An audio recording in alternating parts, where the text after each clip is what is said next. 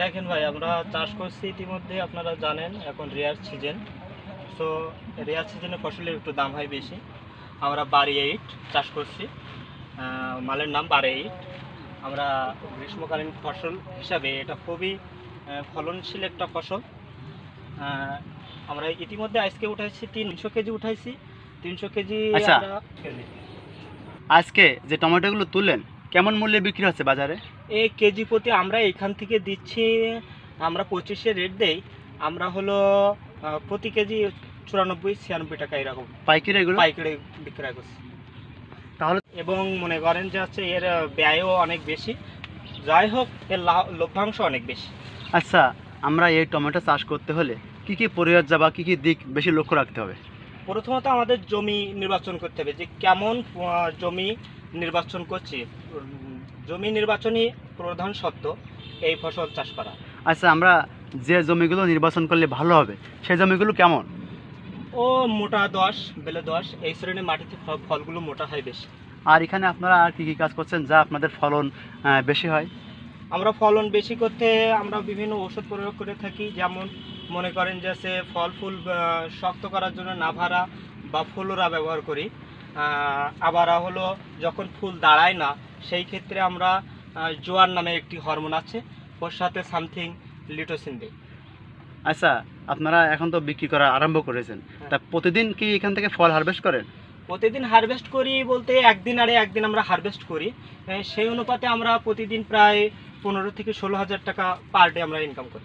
প্রতিদিন এখান থেকে 15 থেকে 16 হাজার টাকা ফল বিক্রি করতে পারছেন? হ্যাঁ, আমরা আজকে বিক্রয় করছি 22 হাজার টাকা মতো। তাহলে এই এক মাসে কত টাকার বিক্রি হতে পারে আনুমানিক? 15 দিনে গড়ে আমার ইনকাম হইবে, মানে মাসে তো 15 দিনই ধরি আমরা, 3 লক্ষ টাকা। আচ্ছা, এখানে কত মাস পর্যন্ত এই টমেটো আপনারা বিক্রি করতে পারবেন?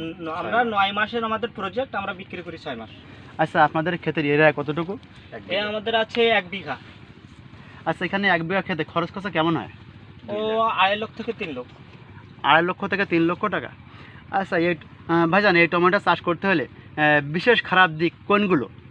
এই যে বৃষ্টি বিশেষ খারাপ দিক, এই যদি আবহাওয়ার অনুকূলে না থাকে সেই ক্ষেত্রে আমরা পলিথিন দিছি, এটাই হলো সবচেয়ে খারাপ দিক, বৃষ্টি পড়লে নষ্ট হয়ে আর যায়। এখানে এই যে আপনারা নালা তৈরি করেছেন, এই নালার ভিতরে পানিও জমে আছে, এগুলো কি জন্য রেখেছেন বা কি জন্য তৈরি করেছেন? এগুলো বৃষ্টিতে পড়ে, আর যখন আমাদের সেচের প্রয়োজন হয় আমরা এখানে পানি ঢোকানোর পরে মনে করেন এগুলো প্লেট বা বাসন দিয়ে সেচে গাছের গোড়ায় দিই।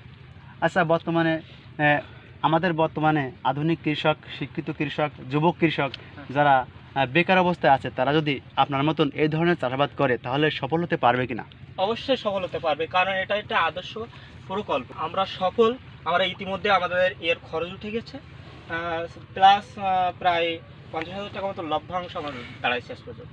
আর এখন তো বিক্রি করবেন? আর এই কেবল হলো মনে করেন যে প্রথম টার্মের ফসল শেষ হয়েছে, প্রথম টার্মের ফল শেষ করছি, এবার দ্বিতীয় টার্মের ফল আমরা বিক্রয় করতে শুরু। আচ্ছা, এই গাছে কয় টার্ম পর্যন্ত এভাবে ফল ধরন দেবে? অনেক, যদি আবহাওয়া আমাদের কোনো সমস্যা না করে তাহলে আমরা মিনিমাম বিক্রয় করব 6 থেকে 7 মাসের মতো বিক্রয় করব।